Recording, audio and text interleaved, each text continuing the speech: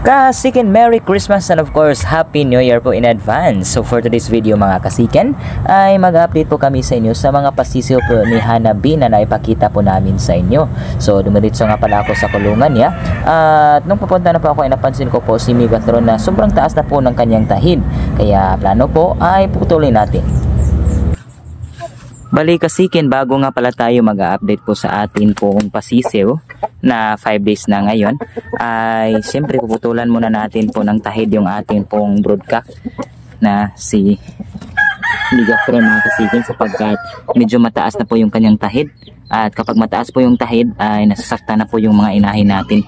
So mga 2 weeks na po natin silang tinipon mga kasikin, no? But wala pa rin po silang itlog sapagkat ayun nang tinipon natin sila ay talagang hindi pa sila ready to breed. But yung chinek na po natin yung kanilang puwitan ay nagsimula na pong bumuka mga kasikin. Kaya again, maybe a day from now or 2 days from now or maybe a week from now ay magsimula na po silang mag-lay, no? Ayan, so si Megatron at siyempre si Clarice po at saka si Morissette, ang atin pong mga asil po. So blues po yan mga kasikin at itim. So we are expecting more blues po sapagkat sobrang dami po nag-inquire sa ating mga blues. Kaya ayan, simulan natin mga kasikin. Putulan na po natin ng tahid si Megatron. So mga kasikin, hawak-hawak ko na po si Megatron, no? Ayan. So ito po siya.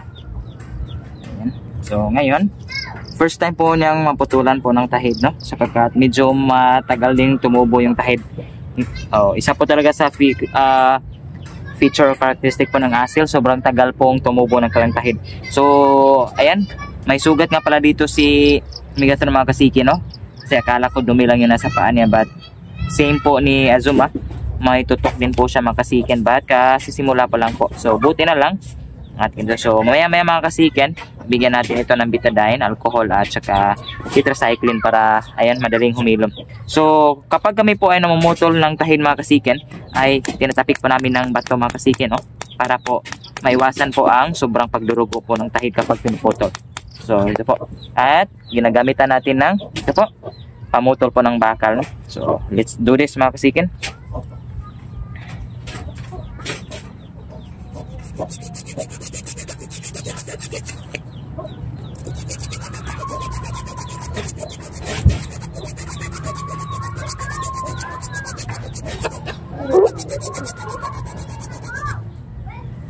Ayan. So naputol na mga kasikin, no? Ayan. So walang masyadong dugo sapagkat yun nga tinapik natin. So ayan, hindi na masasaktan yung inahin natin dito. Sa kabila naman, same process pa rin mga kasikin.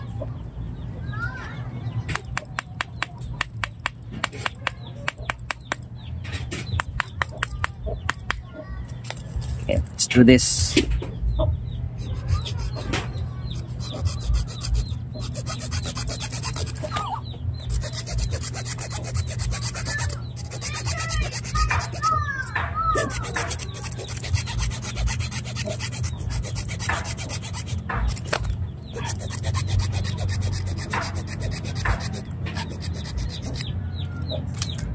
And so, ayan. So, yan lang po yung sekreto natin para walang masyadong dugo mga kasikin. Kung meron man, ay maliit. Okay. So, maya-maya na natin ito. Lagyan ng betadine yung kanyang sugat mga kasikin, no? Kasi, gagamutin natin ito. Kasi, both paa niya. Ito, meron din dito. Okay. So, ayan. So, lagyan muna natin siya. Balik sa kanyang breeding house. So ayan, ay balik na natin. At kailangan talaga natin gamutin kaagad yun, no? Para malagyan natin ng sapin kasi medyo madumi dito mga kasikin. Baka ma-infected po yung sugat niya. Ayan. So we are hoping po very good offspring coming from Megatron. Later mga kasikin, papakita ko po sa inyo yung offspring po ni Megatron. Meron na po siyang offspring po kay Ivana, no? Ayan. So dito tayo. So dito na po tayo sa atin pong pasisiw mga kasikin. So napisa po ito last December 22 po.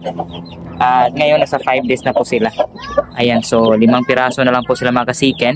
Hindi po talaga naiwasan. Namatay po yung isa, yung pong anak po ni King Jude at saka ni Kushina. But meron pang isa ditong natira.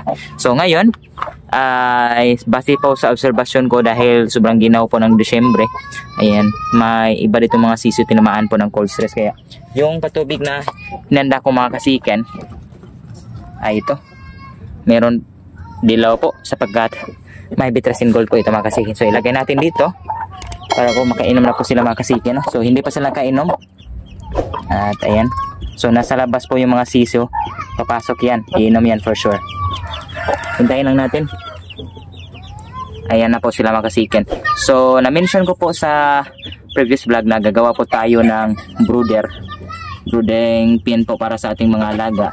But fortunately po kay Hanabi, sobrang galing po niyang mag-alaga ng sisiyo, kaya po namatayan. Joke na po. Namatay po yun dahil we're expecting it po na mamatay talaga kasi medyo mahina po yung kanyang forma. So we are hoping po mga kasikin na may mga kanawayan po tayo dito para po meron tayong susunod po kay Azuma, kasi si Azuma ay medyo matanda na rin mga kasikin, no? So meron rin ditong tatlo mga kasikin na parang kanawayon. So yung tatlong nandun, no? Ayan. And then ito nga pala yung anak ni King Jude, no? Ayan. So malaki na rin. So asil po yan. Asil cross po sa Dumpo Malay na inahin. So ayan, uminom na po sila. So hanggang 5 days po yung intervention na ginagawa natin para po maiwasan na may piktahan sila dulot po ng cold stress. So ito po yung symptoms po pala mga kasikin, no? Ayan, no?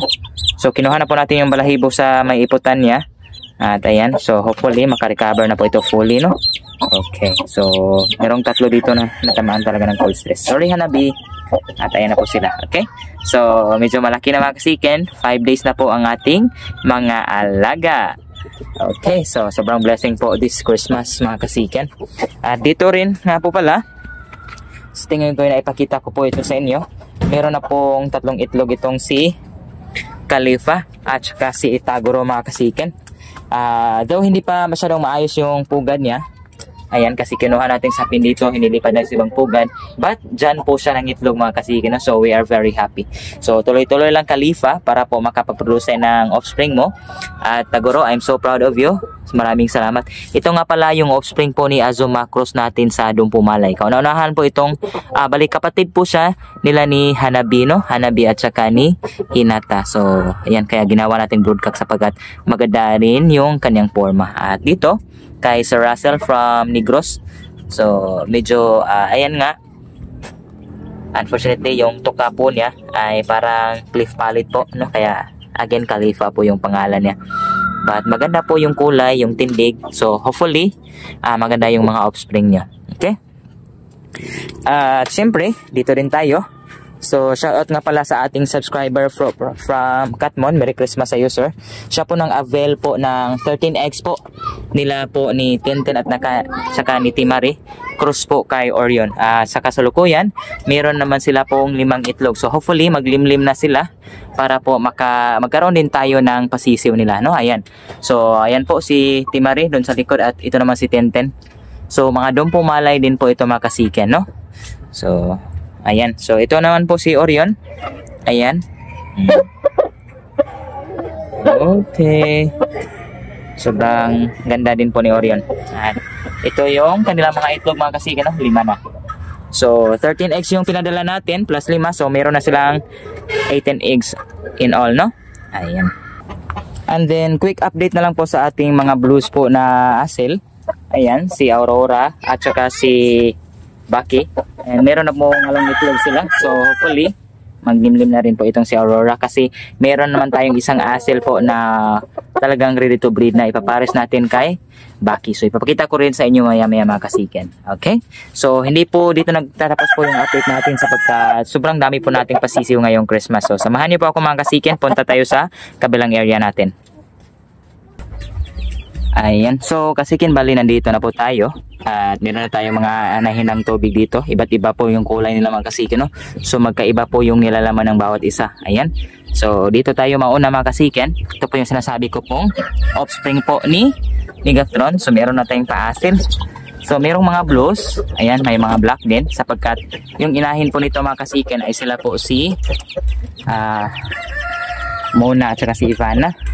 So meron nagpa-reserve po dito mga kasiken, but yung problema lang is yung permit, no? Sapagkat bali paisla po yung biyahe niya, kaya ayun, nag-inquire pa siya ng permit mga kasiken. But kung tracking lang, wala pong problema kasi naisasakay din siya sa tracking.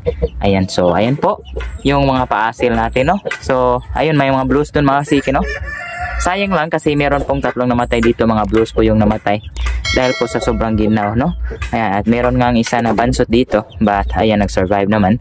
So binigyan natin sila po mga kasiken, same po sa binigay natin doon sa mga anak po ni Hanabi. So ayan po ay may halo po yan na bitrasin po, kaya dilaw po yung kulay. Ayan, at dito rin sa kabila mga kasiken, meron tayong 3 weeks old po dito na mga basilan.